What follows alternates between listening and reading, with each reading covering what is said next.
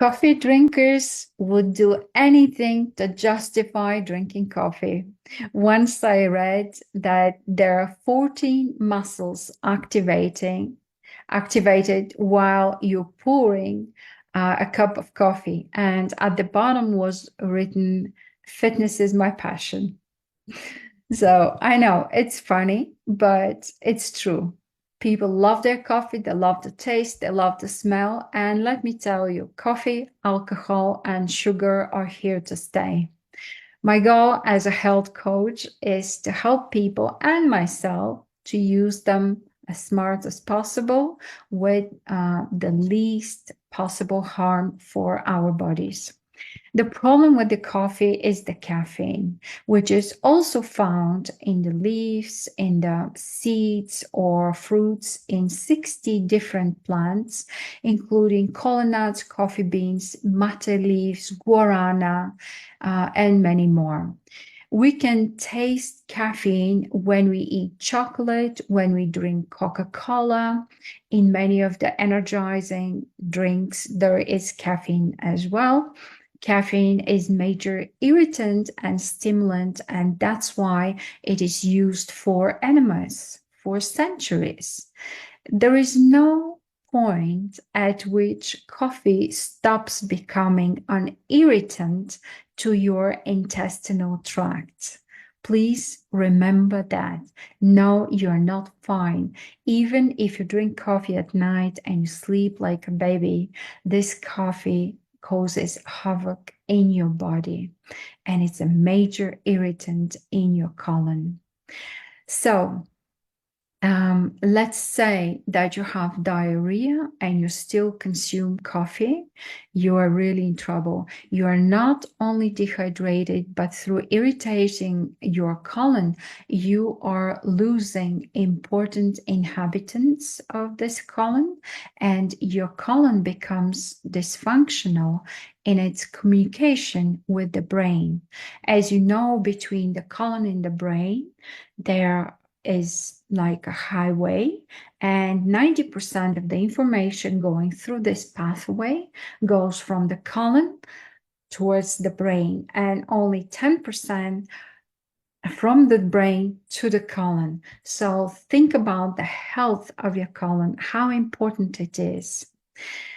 So while many enjoy the stimulating effect of caffeine, it's extremely addictive.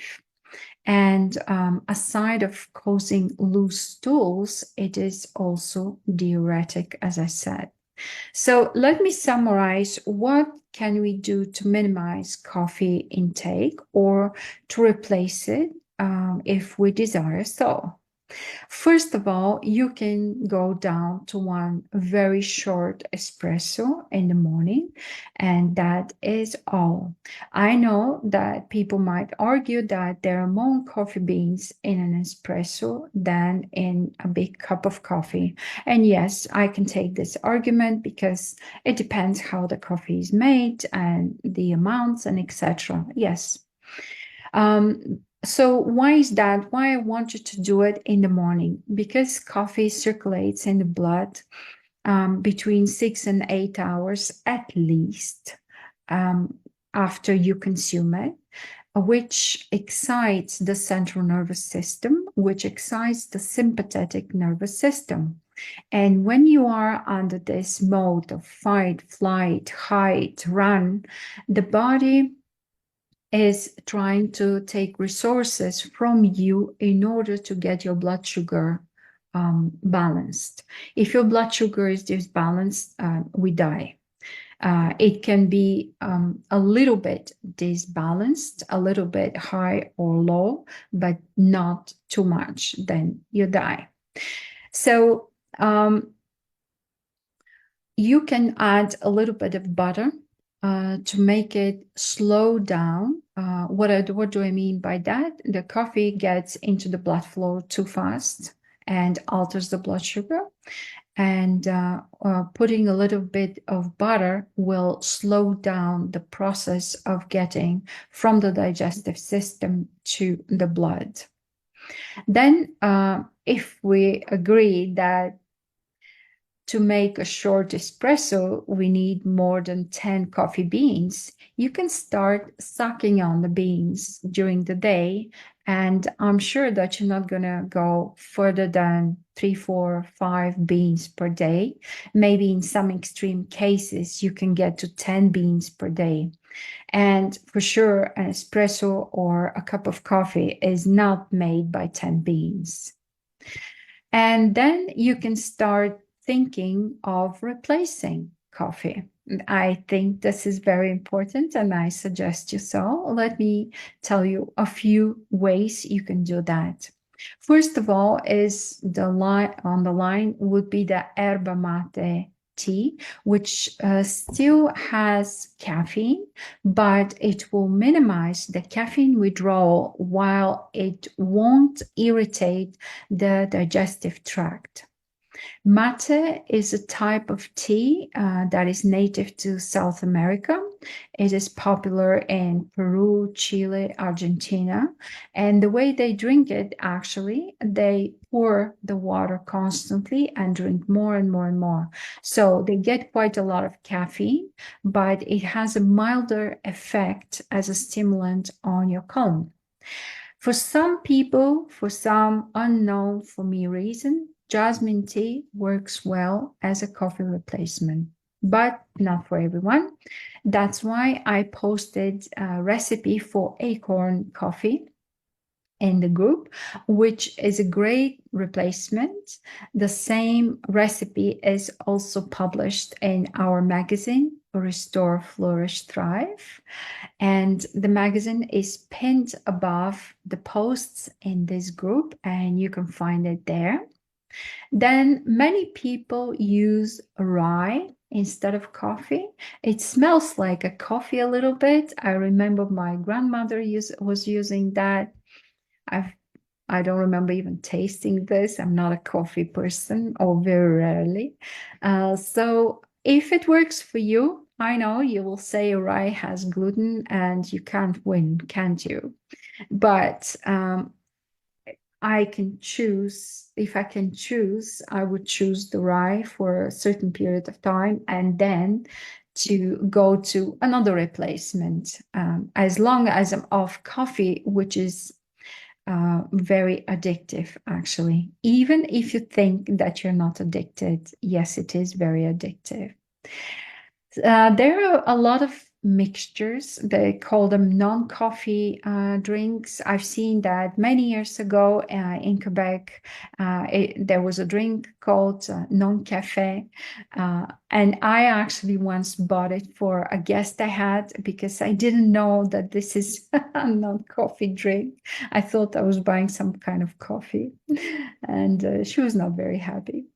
There are mushroom coffee mixtures as well.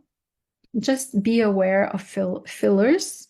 They very often have cornstarch or some other types of fillers, and they tell you that you're getting this mushroom drink, which will replace your coffee. It's so healthy, but when you see on the ingredients, let's say if a teaspoon is 6 grams, let's say, you have more than 3 grams of filler. So I don't recommend this at all. Then we have matcha tea. Matcha tea is native to Japan. It is shade grown, stone ground green tea with bright green color, and it has a rich vegetable flavor. It's very pleasant. I personally like it. Matcha tea shouldn't be soaked more than 3 minutes because it becomes toxic. And then you have chicory. Chicory is a great herb. It is used often as a replacement of coffee as well. And for some people, for some reason, chai tea is a replacement, maybe because it's made of black tea and it has the same amount of caffeine.